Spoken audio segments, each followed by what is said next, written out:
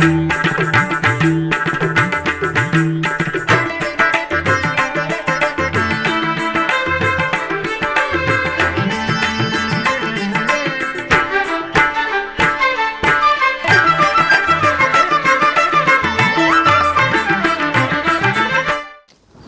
నమో వెంకటేశాయ. ఆండాల్ తిరువడగలే శరణం. శ్రీ వెంకటేశ్వర భక్తి ఛానల్ ప్రేక్షకులకు పవిత్ర ధనుర్మాస ప్రారంభ శుభాకాంక్షలతో ఆధ్యాత్మిక విశేషాలకు స్వాగతం. ముందుగా ప్రధాన అంశాలు.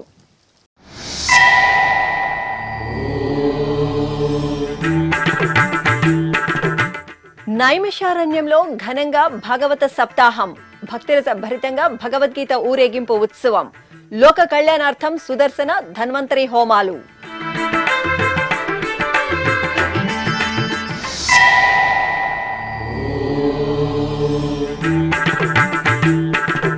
వేద విద్యా వ్యాప్తి, వేద పరిరక్షణకు టీటీడీ అవిరళ కృషి. వేద విశ్వవిద్యాలయాన్ని సందర్శించిన టీటీడీ ఈవో శ్యామలరావు. వర్సిటీ కార్యకలాపాలపై సమీక్షా సమావేశం.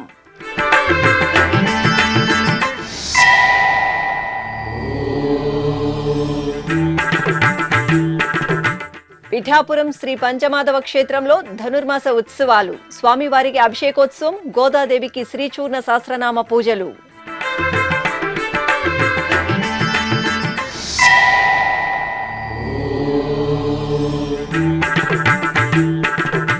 రెండు 2025 మార్చి నెల శ్రీవారి ఆర్జిత సేవలు, దర్శన టికెట్ల కోటా విడుదల. ఈ నెల 18వ తేదీ నుండి ఆన్లైన్లో భక్తులకు టికెట్లు మంజూరు.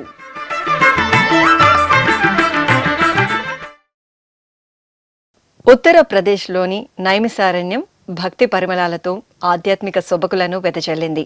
తిరుమల తిరుపతి దేవస్థానం దాస సాహిత్య ప్రాజెక్ట్ ఆధ్వర్యంలో ఏటా నైమిసారణ్యంలో భాగవత సప్తాహ కార్యక్రమాన్ని వైభవపేతంగా నిర్వహిస్తారు. ఈ సందర్భంగా దాస సాహిత్య ప్రాజెక్ట్ ప్రత్యేకాధికారి ఆనంద తీర్థాచార్యుల ఆధ్వర్యంలో భగవద్గీత ఊరేగింపు ఉత్సవం ఆద్యంతం భక్తిరసభరితంగా సాగింది. భక్తులు దైవనామ స్మరణలు చేస్తూ భగవద్గీత ఊరేగింపు ఉత్సవంలో పాల్గొన్నారు.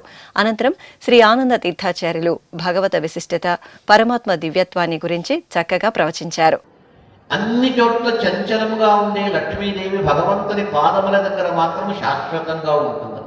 అది నా స్థానము, నా ఇల్లు. అందుకే అంత శాశ్వతంగా ఎప్పుడు వదలక తన పాదములను సేవిస్తుందనే భావన చేత శ్రీహరి ఆమెకు ఒక ప్రత్యేకమైన ఇల్లు కట్టించాడు. ఎక్కడ అంటే తన హృదయంలో ఇచ్చాడట. తన హృదయంలోనే ఎప్పుడు లక్ష్మీదేవి ఉండేటట్టుగా చేసుకున్నాడు.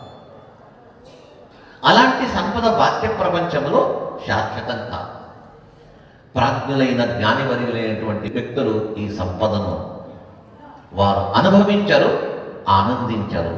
దానిపైన వ్యామోహం కూడా వారికి ఉండదు. కారణము అతడు మహాజ్ఞాని, బ్రహ్మజ్ఞాని. కాబట్టి ఈ సంపద నేను దీన్ని ఏమని భావిస్తాను అంటే స్వప్నము వలె. స్వప్నములో ఏదో గొప్ప అధికారం వచ్చినట్టుగా, ఒక సింహాసనం పైన కూర్చోబెట్టినట్టుగా, ఛత్ర చామరమును పట్టి అతన్ని సేవించేటట్టుగా చాలా మురిసిపోతాడు. స్వప్నం నుంచి లేచి జాగ్రత్త అవస్థకు వస్తే అయ్యయ్యో ఎంత మంచి స్వప్నము, ఇదంతా అబద్ధమైపోయింది, ఏమీ లేదు. అదేవిధంగా ఈ ధనం అనేది స్వప్నం వలె ఉంటుంది, శాశ్వతం కాదు. అనంతరం సప్తాహంలో భాగంగా లోక కళ్యాణాన్ని కాంక్షిస్తూ సుదర్శన హోమం, ధన్వంతరి హోమాలను జరిపి పూర్ణాహుతి సమర్పించారు. ఈ సప్తాహ కార్యక్రమంలో భారతదేశంలోని వివిధ ప్రాంతాల నుండి తరలివచ్చిన దాస సాహిత్య ప్రాజెక్ట్ కళాకారులు, భక్తులు పాల్గొన్నారు.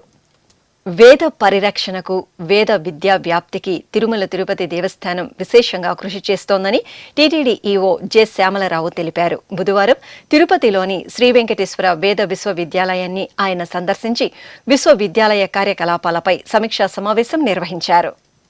ఈ సందర్భంగా తిరుపతిలోని శ్రీ వెంకటేశ్వర వేద విశ్వవిద్యాలయం వద్దకు చేరుకున్న టీటీడీ ఈవో జె శ్యామలరావుకు TTD JEO M Gautami, vice chancellor ఆచార్య రాణి సదాశివమూర్తి, అర్చకులు పూర్ణకుంభంతో స్వాగతం పలికారు. అనంతరం వేద విశ్వవిద్యాలయం ప్రాంగణంలో ఏర్పాటు చేసిన వేదిక్ హెరిటేజ్ కారిడార్ను పరిశీలించారు. ఆచార్య Rani Sadasivamurthy Vedic heritage corridor వివరాలను ఈవోకు తెలియజేశారు. అనంతరం నిర్వహించిన సమీక్షా సమావేశంలో ఆచార్య రాణి సదాశివమూర్తి వేద విశ్వవిద్యాలయం కార్యకలాపాల గురించి పవర్ పాయింట్ ప్రెజెంటేషన్ ద్వారా వివరించారు. అనంతరం వేద వాంగ్మయానికి చెందిన శుక్ల యజుర్వేద వాజస్సనీయ ప్రాతిశాఖ్యము సేవది పుస్తకాలను ఆవిష్కరించారు. ఈ సందర్భంగా టీటీడీ ఈవో శ్యామలరావు, జేఈఓ గౌతమిలను ఘనంగా సత్కరించారు. ఆ తరువాత ఈవో జె శ్యామలరావు మాట్లాడుతూ 2006వ సంవత్సరంలో ప్రారంభమైన ఈ విశ్వవిద్యాలయం వేద విద్యలో ఉన్నత స్థాయి పరిశోధనలు జరిపిందని, వేద పరిశోధనలో భాగంగా వేదాలలో ఉన్న విజ్ఞానాన్ని బయటకు తీసుకువచ్చేందుకు ప్రయత్నిస్తున్నారని తెలిపారు. ఓం నమో వెంకటేశాయ. 2006లో ఈ వేదిక్ యూనివర్సిటీ టీటీడీ ఆధ్వర్యంలో ప్రారంభించడం జరిగింది.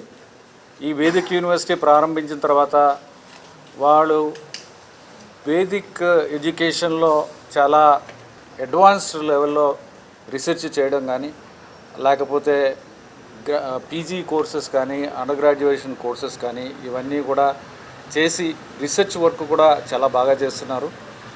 రీసెర్చ్ వర్క్లో భాగంగా వేదాల్లో ఉన్న సైన్స్ ఏమైతే ఉందో దాన్ని బయటకు తీసుకురావడానికి, అలాగే ఐఐటీస్తో టైఅప్ చేసుకుని వారి ద్వారా ఇదంతా కూడా బయటకు తీసుకొచ్చేలాగా చాలా ప్రయత్నాలు చేస్తున్నారు. వేదాల్లో మనకి ఎంతో సైన్స్ ఉంది. అంటే ఇప్పుడు మనం తెలుసుకుంటున్న ట్రిగ్నామెట్రీ కానీ, ఏవైతే వైదిక్ మ్యాథమెటిక్స్ అనేది అందరికీ తెలిసింది ఉంది. తర్వాత ఆస్ట్రానమీ కానీ, అలాగే లేకపోతే మెడిసిన్ కానీ, ఇవన్నీ కూడా వేదాలలో ఉన్నవే. ఇవన్నీ కూడా బయటికి తీసుకొచ్చి సాధారణ ప్రజలందరికీ కూడా ఈ విషయాలు తెలియజేయాల్సిన అవసరం ఉంది. అలాగే వేదాలని కూడా అందరికీ దాని యొక్క విశిష్టతని తెలియజేసి కామన్ మ్యాన్కి, తర్వాత దాన్ని పరిరక్షణ కోసం ప్రయత్నించాల్సిన అవసరం ఉంది. టీటీడీ వేద పరిరక్షణ కోసం వేద విద్యని బాగా అందించేందుకు కూడా ఎన్నో ప్రయత్నాలు చేస్తుంది. అది చేయడానికే ఎన్నో వేద పాఠశాలను కూడా ప్రారంభించడం జరిగింది. 6 వేద పాఠశాలలు ఉన్నాయి. ఆ పాఠశాలలన్నీ కూడా అకాడమిక్గా వాటి స్టాండర్డ్స్ మెయింటైన్ చేయడానికి వేదిక్ యూనివర్సిటీ నుంచి కూడా వారు ప్రయత్నిస్తున్నారు. అకాడమిక్ మానిటరింగ్ అంతా కూడా వేదిక్ యూనివర్సిటీ నుంచి కూడా వాళ్ళకి సిలబస్ ఏమిటి, వాళ్ళ సిలబస్ ఏముండాలి, ఏ విధంగా పాఠ్యాంశాలని బోధించాలి, తర్వాత ఎగ్జామ్ కండక్ట్ చేయడం, వాళ్ళ ఎవాల్యుయేషన్ అవన్నీ కూడా చేయడం జరుగుతుంది. అలాగే మాన్యుస్క్రిప్ట్స్ ఏవైతే పురాతన గ్రంథాలు ఉన్నాయో, లేకపోతే ప్రాచీన ఈ తాళపత్ర గ్రంథాలు ఉంటాయి, చాలా ఈ డ్యామేజ్డ్ కండిషన్స్లో ఉంటాయి. ఇవన్నీ కూడా చదవడానికి కూడా మామూలుగా కష్టమైన పరిస్థితుల్లో ఉంటాయి. ఇవన్నీ కూడా దేశం నలుమూలల నుంచి కూడా ఇవన్నీ కూడా తీసుకురావడం, చాలామంది ఆర్డర్స్ పంపిస్తున్నారు. అవన్నీ కూడా దాన్ని డిజిటైజ్ చేయడం, క్లీన్ చేయడం, దాన్ని ప్రిజర్వ్ చేయడం, తర్వాత దాన్ని డిజిటైజ్ చేయడం, ఇవన్నీ కూడా ఎంతో మంచి కార్యక్రమాలను నిర్వహిస్తున్నారు.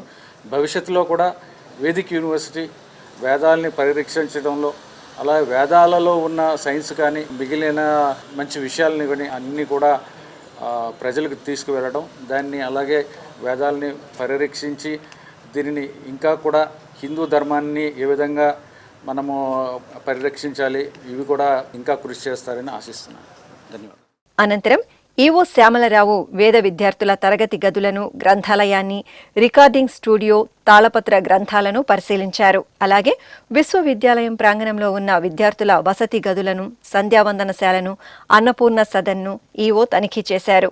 ఈ కార్యక్రమంలో రిజిస్ట్రార్ ఆచార్య రాధా గోవింద త్రిపాఠి, ఇతర అధికారులు పాల్గొన్నారు. కాకినాడ జిల్లా పిఠాపురం పంచమాధవ దివ్యక్షేత్రంలో స్వయంభూగా వెలిసిన శ్రీ కుంతి మాధవ స్వామివారి ఆలయంలో ధనుర్మాస ఉత్సవాలు ఘనంగా జరుగుతున్నాయి. ఉత్సవాల్లో భాగంగా అర్చకులు శ్రీ మాధవ స్వామి వారికి, గోదా అమ్మవారికి పంచామృతాలతో అభిషేకం నిర్వహించారు. ఆపై స్వామి అమ్మవార్లను సర్వాంగ సుందరంగా అలంకరించి మాధవ స్వామి వారికి సహస్రనామ పూజలు, గోదాదేవికి శ్రీచూర్ణ సహస్రనామార్చనలను జరిపి ధూపదీప నివేదనలు సమర్పించారు. అనంతరం గోదాదేవి అమ్మవారి గ్రామోత్సవం వేడుకగా సాగింది. ఖమ్మం జిల్లా ఎర్రుపాలెం మండలంలోని జమలాపురం శ్రీ వెంకటేశ్వర స్వామివారి దేవాలయంలో శ్రీ పద్మావతి అమ్మవారికి, ఆండాల్ తల్లికి కుంకుమార్చన నేత్రపర్వంగా జరిగింది. ధనుర్మాస ఉత్సవాలను పురస్కరించుకుని అర్చకులు ప్రాతకాల నిత్యార్చనలు పూర్తి చేసిన అనంతరం ఉపాలయంలో కొలువైన శ్రీ పద్మావతి దేవికి సర్వాంగ సుందరంగా అలంకరణలు చేసి అష్టోత్తర శతనామావళి సైతంగా కుంకుమార్చన జరిపారు. అనంతరం ప్రాంగణంలో శ్రీ ఆండాల్ తల్లిని సుందర శోభితంగా వేంచేపు చేసి సహస్రనామావళి సైతంగా కుంకుమార్చనను జరిపి మహామంగళ హారతులు సమర్పించారు. 2025వ సంవత్సరం మార్చి నెలకు సంబంధించిన తిరుమల శ్రీవారి ఆర్జిత సేవలు, దర్శనాలు, వసతి ఆన్లైన్ కోటాను తిరుమల తిరుపతి దేవస్థానం విడుదల చేయనుంది. ఈ నెల 18వ తేదీ నుండి 24వ తేదీ వరకు విడతల వారీగా భక్తులకు ఆన్లైన్లో ఈ టికెట్లు అందుబాటులోకి రానున్నాయి. ఆ వివరాలు శ్రీవారి భక్తుల కోసం. అఖిలాండ కోటి బ్రహ్మాండ నాయకుడు, కలియుగ దైవం శ్రీ వెంకటేశ్వర స్వామి వారిని ఎప్పుడెప్పుడు క్షణకాల దర్శనం చేసుకుందామా అని భక్తులు ఎంతో ఆసక్తిని ప్రదర్శిస్తారు. భక్తుల మనోభావాలకు అనుగుణంగా తిరుమల తిరుపతి దేవస్థానం దర్శన విధి విధానాలను ప్రణాళికాబద్ధంగా నిర్వహిస్తోంది. ఈ నేపథ్యంలో 2025వ సంవత్సరంకు సంబంధించి మార్చి నెల ఆర్జిత సేవలు, దర్శనాలు, వసతి, శ్రీవారి సేవల కోటాను టీటీడీ విడుదల చేయనుంది. ఇందులో భాగంగా డిసెంబర్ నెల 18వ తేదీ నుండి 20వ తేదీ ఉదయం 10 గంటల వరకు ఎలక్ట్రానిక్ లక్కీ డిప్ ద్వారా ఆర్జిత సేవల కోసం తమ పేర్లను నమోదు చేసుకోవాల్సి ఉంటుంది. ఈ టికెట్లు పొందిన వారు డిసెంబర్ 20వ తేదీ నుండి 22వ తేదీ మధ్యాహ్నం 12 గంటలలోగా నగదు చెల్లించి ఆర్జిత సేవ టికెట్లను పొందవచ్చు. ఎలక్ట్రానిక్ డిప్ విధానం ద్వారా ఆర్జిత సేవలు పొందిన భక్తులు డిసెంబర్ 20వ తేదీ నుండి 22వ తేదీ మధ్యాహ్నం 12 గంటలలోగా నగదు చెల్లించాలి. డిసెంబర్ 21వ తేదీ ఉదయం 10 గంటలకు కళ్యాణోత్సవం, ఊంజల్ సేవ, ఆర్జిత బ్రహ్మోత్సవం, సహస్ర దీపాలంకార సేవ టికెట్ల కోటాను విడుదల చేస్తారు. అలాగే డిసెంబర్ 21వ తేదీ మధ్యాహ్నం 3 గంటలకు ఆన్లైన్ వర్చువల్ సేవలు, వాటి దర్శనాల స్లాట్లకు సంబంధించిన కోటాను విడుదల చేస్తారు. డిసెంబర్ 23వ తేదీ ఉదయం 10 గంటలకు అంగ ప్రదక్షిణ టికెట్ల కోట అందుబాటులో ఉంటుంది. డిసెంబర్ 23వ తేదీ ఉదయం 11 గంటలకు శ్రీవాణి ట్రస్ట్ బ్రేక్ దర్శనం, వసతికి సంబంధించిన కోట అందుబాటులో ఉంటాయి. ఇక డిసెంబర్ 23వ తేదీ మధ్యాహ్నం 3 గంటల నుండి వయోవృద్ధులు, దివ్యాంగులు, దీర్ఘకాలిక వ్యాధులు ఉన్న వారికి ఉచిత దర్శనం టికెట్ల కోట ఆన్లైన్లో అందుబాటులో ఉంటాయి. డిసెంబర్ 24వ తేదీ ఉదయం 10 గంటలకు 300 రూపాయల ప్రత్యేక ప్రవేశ దర్శనం టికెట్ల కోట విడుదల చేస్తారు. అదేవిధంగా డిసెంబర్ 24వ తేదీ మధ్యాహ్నం 3 గంటలకు తిరుమల, తిరుపతికి సంబంధించిన వసతి గదుల కోటాను ఆన్లైన్లో విడుదల చేస్తారు. భక్తులు టీటీడీ అధికారిక వెబ్సైట్ ttdevastanams.ap.gov.in ను సంప్రదించి ఆన్లైన్లో టికెట్లు పొంది శ్రీవారి అనుగ్రహానికి పాత్రులు కావాలని టీటీడీ విజ్ఞప్తి చేస్తోంది. తిరుమల తిరుపతి దేవస్థానం పెద్దజీయ స్వామి శ్రీ శఠగోప రామానుజుల వారి 75వ తిరునక్షత్రోత్సవం సందర్భంగా తిరుచానూరు, తిరుపతి శ్రీ గోవిందరాజస్వామి, శ్రీ కోదండరామస్వామి వారి ఆలయాలను సందర్శించారు. ఆయా ఆలయాలలో అధికారులు సాదరంగా స్వాగతం పలికి దర్శన ఏర్పాట్లు చేశారు. తిరుచానూరు శ్రీ పద్మావతి అమ్మవారిని టీటీడీ పెద్దజీయర్ స్వామి బుధవారం దర్శించుకున్నారు. 75వ తిరునక్షత్రోత్సవం సందర్భంగా తిరుచానూరుకు చేరుకున్న పెద్దజీయర్ స్వామికి ఆలయ డిప్యూటీఓ గోవిందరాజన్, అర్చకులు సాదరంగా స్వాగతం పలికారు. అనంతరం పెద్దజీయర్ స్వామి తన శిష్య బృందంతో కలిసి అమ్మవారి సేవలో పాల్గొన్నారు. ఆ తర్వాత పెద్దజీయర్ స్వామిని అధికారులు, అర్చకులు ఘనంగా సత్కరించారు. ఆపై మంగళ వాయిద్యాల నడుమ సన్నిధి వీధిలోని పెద్దజీయర్ మఠంలో చేరుకున్నారు. అలాగే తిరుపతిలోని శ్రీ గోవిందరాజస్వామి వారి ఆలయానికి చేరుకున్న పెద్దజీయర్ స్వామికి టీటీడీ జేఈఓ వి వీరబ్రహ్మం, ఎఫ్ఎండ్సీఏ బాలాజీ, ఆలయ డిప్యూటీఓ శాంతి, ఇతర అధికారులు, అర్చకులు ఆలయ పెద్ద మర్యాదలతో స్వాగతం పలికారు. అనంతరం శ్రీ గోవిందరాజస్వామి వారిని, ఉపాలయాలను పెద్దజీయర్ స్వామి దర్శించుకున్నారు.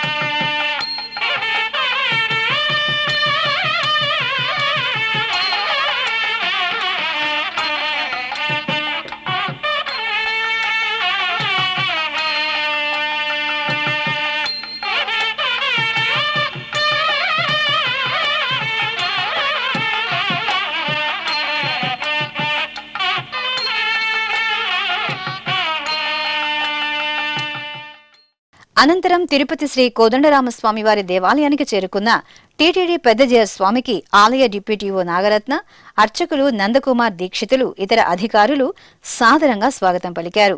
ఆ తర్వాత ఆలయ ప్రాకార ప్రదక్షిణగా పెద్దజీయర్ స్వామి శిష్య బృందంతో కలిసి శ్రీ కోదండరామ స్వామివారిని దర్శించుకున్నారు.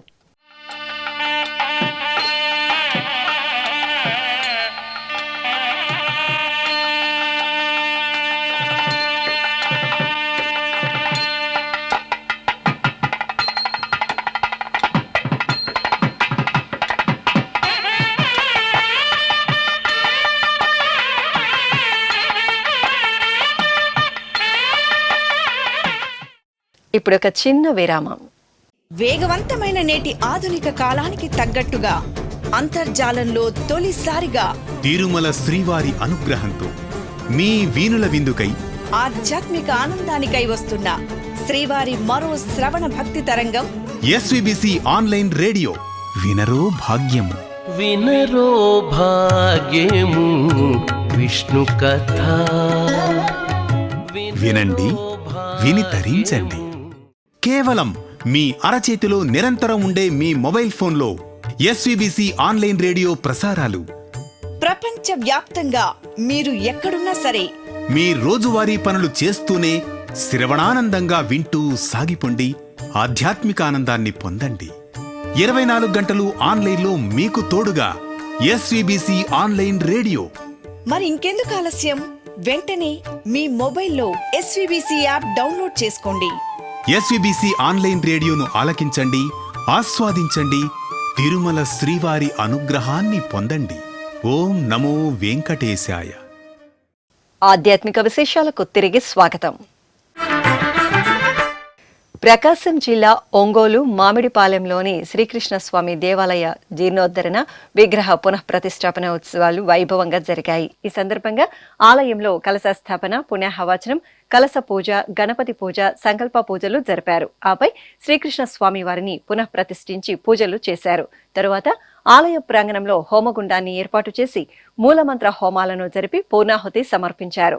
భక్తులు విశేషంగా తరలివచ్చి పరమాత్ముని సేవలో తరించారు. ఈ సందర్భంగా ఆలయ ప్రాంగణాన్ని వర్ణ శోభిత పూల తోరణాలతో చూడచక్కగా అలంకరించారు.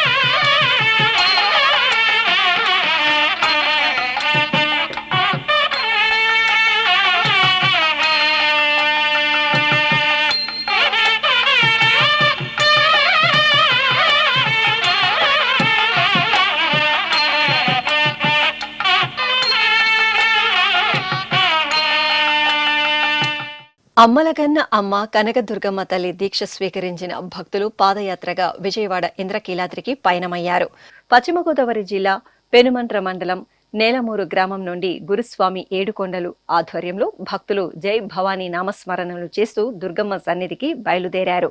గత 10 సంవత్సరాలుగా ఈ భక్తులు పాదయాత్రగా ఇంద్రకీలాద్రిని సందర్శించారు. ఈ ఏడాది 11వ పాదయాత్రను అమ్మవారికి పూజలు చేసి ప్రారంభించారు. పార్వతీ నందనుడైన వినాయకుడు పరిమళ ద్రవ్యాలలో విశేషంగా దర్శనమిచ్చారు. సంకష్టహార చతుర్థిని పురస్కరించుకుని వరంగల్ నగరం గోపాలపురంలో కొలువైన శ్రీ వినాయక స్వామివారి ఆలయంలో అభిషేకం నిర్వహించారు. నిత్య ఉపచారాలను పూర్తి చేసిన అనంతరం అర్చకులు స్వామివారికి పంచామృతాలు, సుగంధ పరిమళ ద్రవ్యాలతో అభిషేకం నిర్వహించారు.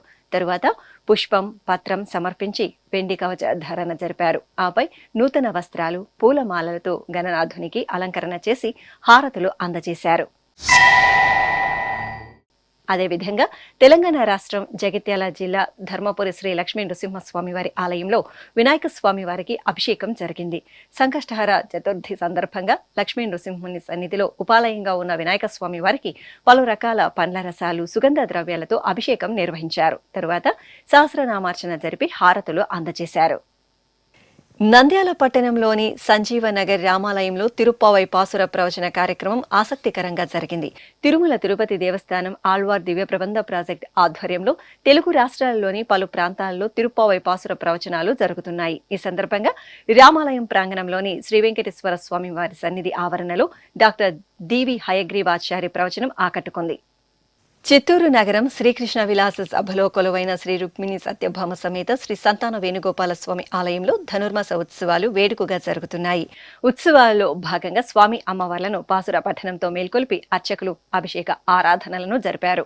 ఆపై ఉత్సవాలను సుందరంగా అలంకరించి తులసి దళాలు, పారిజాత పుష్పాలతో అర్చనలు జరిపి ఏక, ద్వి, త్రి, పంచ, నక్షత్ర, కుంభ తదితర 16 రకాల హారతులు సమర్పించారు.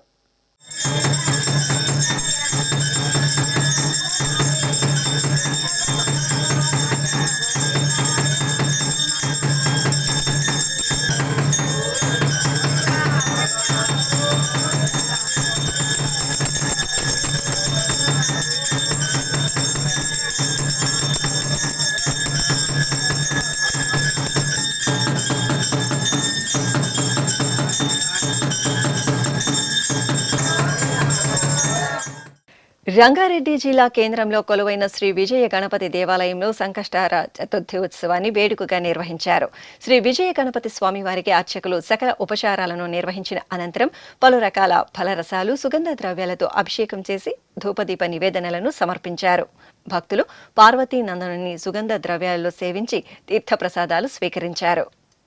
తిరుపతిలోని బర్డ్ ఆసుపత్రిలో టీటీడీ ఆధ్వర్యంలో ఏర్పాటు చేసిన రక్తనిధి కేంద్రం రోగుల పాలిట కల్పతరువుగా భాసిల్లుతోంది. ఈ రక్తనిధి కేంద్రంలో రక్తదానం చేసిన దాతలకు తిరుమల శ్రీవారి దర్శనం కూడా కల్పిస్తున్నారు. అత్యుత్తమ వసతులతో టీటీడీ రక్తనిధి కేంద్రాన్ని ఆధునీకరించి అందుబాటులోకి తీసుకువచ్చింది. ఆ వివరాలను మనము తెలుసుకుందాం. వైద్యులను నారాయణ స్వరూపంలో పూజించడం సనాతన భారతీయ సంప్రదాయం. నాటి వేదకాలం నుండి మన పూర్వీకులు శాస్త్ర గ్రంథాలు వైద్యులను దైవంతో సరిసమానంగా కీర్తించాయి. అందుకే ప్రపంచంలోనే అతిపెద్ద హిందూ ధార్మిక సంస్థగా వెలుగొందుతూ భక్తుల సేవలో తరిస్తున్న తిరుమల తిరుపతి దేవస్థానం వైద్య రంగానికి ఎంతో ప్రాధాన్యతను కల్పించింది. లెక్కకు మిక్కిలిగా అనేకానేక విభాగాలలో పలు ఆరోగ్య సంస్థలను, ఆసుపత్రులను నెలకొల్పి ధర్మ సంస్థాపనే ధ్యేయంగా తన వంతు బాధ్యతాయుత కర్తవ్యాన్ని పరిపూర్ణంగా నిర్వహిస్తోంది టీటీడీ. పుట్టుకతోనే వచ్చే అంగవైకల్యం, దీర్ఘకాలిక వ్యాధులు, అంతుచిక్కని రోగాలతో, ప్రమాదాలతో, కాలిన గాయాలతో, కొన ఊపిరితో ఇక్కడికి వచ్చే ఎందరికో మహోన్నత వైద్య సేవలను అందిస్తూ ఆపన్నుల పాలిట అపర ధన్వంతరి పీఠంగా వినితికెక్కింది టీటీడీ బర్డ్ ఆసుపత్రి. ఇంతటి విశిష్టతను సొంతం చేసుకున్న బర్డ్ ఆసుపత్రిలో 2021వ సంవత్సరం అక్టోబర్లో ఏర్పాటు చేసిన రక్తనిధి కేంద్రం నేడు ఎందరికో పునర్జీవితాన్ని ప్రసాదించే సంజీవనిగా మారింది. అప్పటి వరకు టీటీడీ కేంద్రీయ వైద్యశాల ఆధీనంలో పనిచేస్తున్న ఈ రక్తనిధి కేంద్రం బర్డ్ నీడలో చేరాక మరింతగా తన కార్యకలాపాలను విస్తరించుకుంది. ప్రాణాలను నిలబెట్టే ప్రాణదాతలు, రక్తదాతలు అత్యవసర పరిస్థితుల్లో మనిషికి ఎంతో ఉపయుక్తంగా రక్తాన్ని అందించేందుకు వీలుగా పలువురు వదాన్యులైన దాతల సహకారంతో రక్తాన్ని సేకరించి నిల్వ ఉంచడంతో బర్డ్ ఆసుపత్రిలోని రక్తనిధి కేంద్రం రోగులకు ఎంతో ఆలంబనగా నిలుస్తోంది. ఈ కేంద్రంలో సేకరించిన రక్తాన్ని బర్డ్ ఆసుపత్రితో పాటు రుయా ఆసుపత్రి, మెటర్నిటీ ఆసుపత్రి, శ్రీ పద్మావతి చిన్నపిల్లల హృదయాలయం ఆసుపత్రుల్లోని రోగులకు అందిస్తున్నారు. వారంలో ఒక్క ఆదివారం రోజు తప్ప మిగతా రోజులలో అంటే సోమవారం నుండి శనివారం వరకు ఉదయం 8 గంటల నుండి మధ్యాహ్నం 2 గంటల వరకు ఇక్కడి సిబ్బంది దాతల నుండి రక్తాన్ని సేకరిస్తారు. ఇలా రోజుకు 10 నుండి 15 మంది వరకు దాతలు ఈ రక్తనిధి కేంద్రంలో రక్తాన్ని దానం చేస్తున్నారు.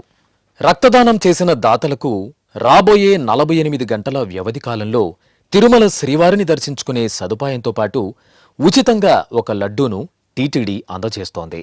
ఈ రక్తనిధి కేంద్రంలో 18 సంవత్సరాల నుండి 55 సంవత్సరాల లోపు వ్యక్తులు రక్తాన్ని దానం చేయవచ్చు. దాతలు ముందుగా తమ పేరును తెలియజేసి తర్వాత ఆధార్ కార్డు చూపించి ఇక్కడి సిబ్బందితో రిజిస్ట్రేషన్ చేయించుకోవాల్సి ఉంటుంది. రిజిస్ట్రేషన్ ప్రక్రియ పూర్తి కాగానే రక్తనిధి కేంద్రం వైద్యురాలు డాక్టర్ బి కావ్యశ్రీ దాతలకు వివిధ పరీక్షలను నిర్వహిస్తారు.